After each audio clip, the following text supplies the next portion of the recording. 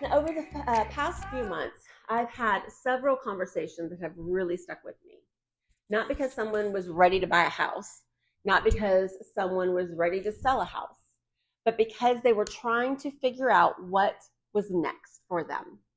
Some had lived in their home for years. Some had raised their families there. Many thought that they would stay in that home forever. And yet they found themselves asking questions they never thought they'd be asking themselves. Is this the home that is still the right fit for us? Would our life be easier somewhere else? Are we staying because we truly want to, or because change feels a little overwhelming? Those aren't really real estate questions, in my opinion. Those are life questions. And if you have found yourself thinking about any of those things lately, I want to talk to you about that today. If you're new to my channel, my name is Allison Hammonds. I am a Las Vegas realtor, and each week I share real conversations, insights, and observations about buying, selling, and living in Las Vegas. My goal is to help people make informed decisions, whether they're buying, selling, relocating, or simply trying to determine what makes the most sense for their situation. And today, I want to talk to those of you who have found yourselves wondering if a change might be on the horizon, but you're not quite sure what that change should look like. One thing I have learned over the years is that people often assume the conversation starts with the market or home values or interest rates. But in my experience, that's usually not where it starts at all. It starts with life. It starts with waking up one day and realizing that the home you have loved for years may not fit quite the same way it once did. And that doesn't mean there's anything wrong with the home. Sometimes it simply means that just life has changed for you. Maybe the kids have moved out. Maybe you're now working from home. Maybe you're caring for a family member. Maybe you're looking around at the amount of space you have and wondering if you really need it. Or maybe you're finding yourself wishing you had more space. One question I often encourage people to think about is this: if you were choosing a home today, would you choose the one you're currently living in? Now, that's not always an easy question to answer.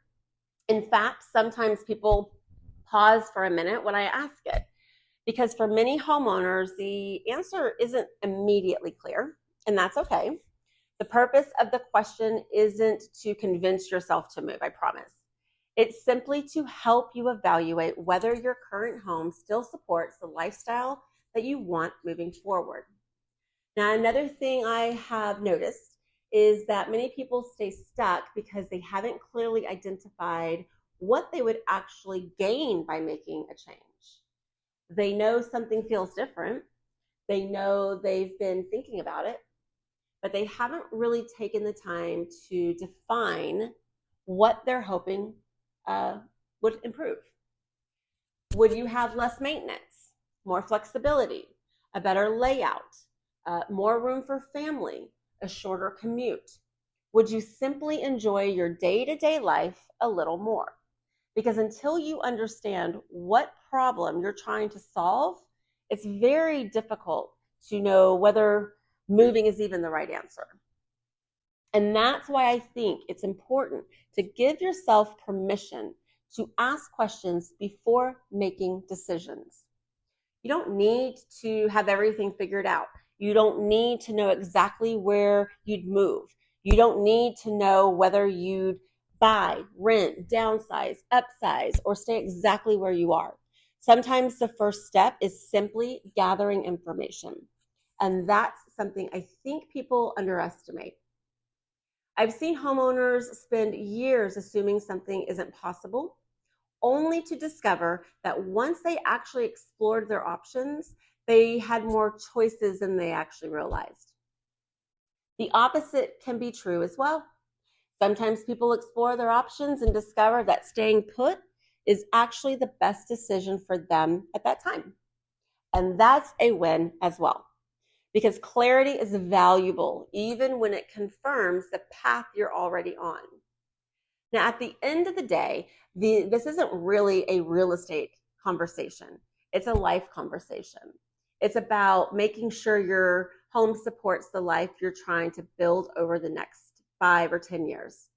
And only you can answer what that looks like. What I can tell you is that people who tend to make the best decisions are the ones who give themselves the space to evaluate their options before they've forced into making a decision. And if you're sitting there thinking through some of these questions and you're not quite sure what your next step should be, don't feel like you need to have all the answers right now. Start by having proper conversations.